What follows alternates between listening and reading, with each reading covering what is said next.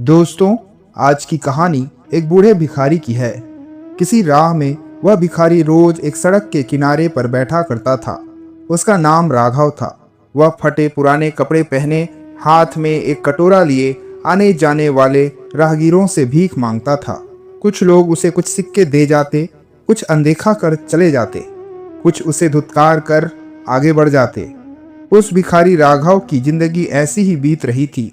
एक ही जगह पर बैठकर भीख मांगना और जो कुछ भी मिलता उससे अपना पेट भरना, लेकिन अंदर से वह बहुत दुखी था।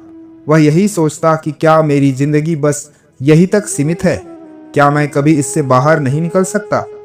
हर रात जब वह एक पुराने खंडहर में जाकर सोता तो मन ही मन खुद से यही सवाल करता, लेकिन फिर वह सोचता कि मैं एक गरीब, लाचार और बेसहारा इंसान हूँ। मेरे पास कोई और विकल्प ही नहीं है।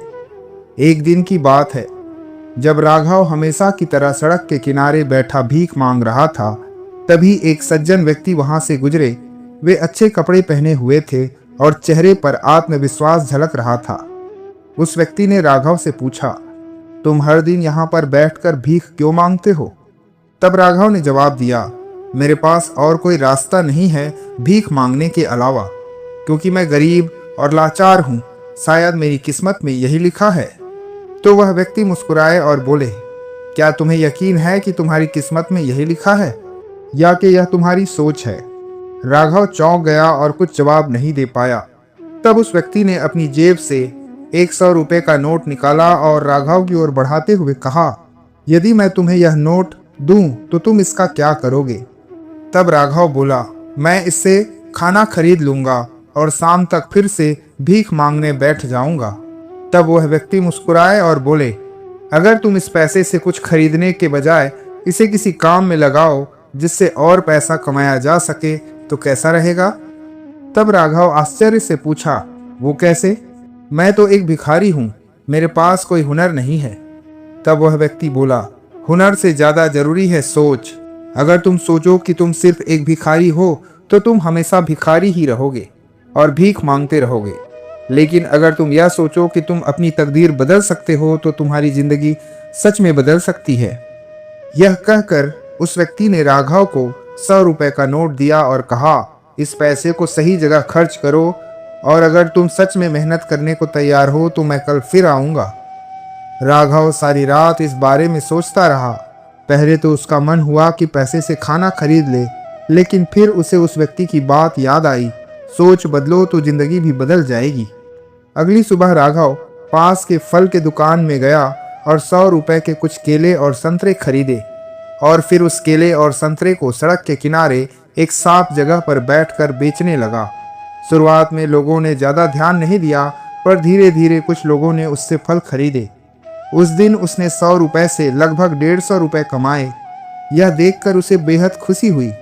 अगले दिन वह व्यक्ति फिर आया। राघव को फल बेचता देख बड़ा प्रसन्न हुआ और उससे पूछा, कैसा लग रहा है? तब राघव बोला, पहली बार महसूस हो रहा है कि मैं भी कुछ कर सकता हूँ। तब वह व्यक्ति ने कहा, यही फर्क है सही और गलत सोच का। अब सोचो, अगर तुम इसी पैसे को फिर से व्यापार में लगाओ तो क्या होगा? राघव ने वैसा ही किया। हर दिन वह थोड़ा थोड़ा मुनाफा कमाने लगा। हफ्ते भर में उसके पास 500 रुपए हो गए। अब उसने और ज्यादा फल खरीदे और धीरे धीरे उसकी बिक्री बढ़ने लगी। कुछ महीनों बाद राघव ने अपना एक छोटा सा फल का ठेला खरीद लिया। जो पहले भीख मांगकर गुजारा करता था, पर आज वह आत्मनिर्भर बन गया था। उस अजनबी व्यक्ति ने उसे एक अंतिम सीख दी, याद रखना, गरीबी हालात से नहीं सोच से पैदा होती है। यदि तुम अपनी सोच बदल सकते हो तो अपना जीवन भी बदल सकते हो। फिर राघव ने अपना सिर झुकाकर उस अजनबी व्यक्ति का आभार प्रकट किया। कुछ सालों बाद वही सड़क जहां पर बैठकर राघव भीख मांगा करता था, अब उसके खुद के फल और सब्जियों के दुकानों से सजी थी। लोग अब उसे बड़ी इज्जत देते थे। राघव अब एक सफल व्यापारी था और जब भी कोई गरीब व्यक्ति उससे मदद मांगता तो वह उन्हें सिर्फ पैसे ही नहीं देता, बल्कि मेहनत करने की प्रेरणा भी देता था। तो इस कहानी की सीख है, सोच ही हमारी असली ताकत है। अगर हम खुद को कमजोर और लाचार मानेंगे तो वैसे ही बन जाएंगे। मौका सबके पास होता है, पर यह जरूरी नहीं कि बड़ा मौका हमेशा दिखे। कभी कभी छोटे कदम भी बड़ी सफलता की शुरुआत होती है। इस कहानी का अंतिम निष्कर्ष यह है कि अगर आप अपनी जिंदगी में बदलाव लाना चाहते हैं तो सबसे पहले अपनी सोच बदले, क्योंकि जैसा आप सोचते हैं वैसा ही बनते हैं। तो आज से ही सकारात्मक सोचें, खुद पर विश्वास रखें और आगे बढ़ें। धन्यवाद। नमो बुद्धाय।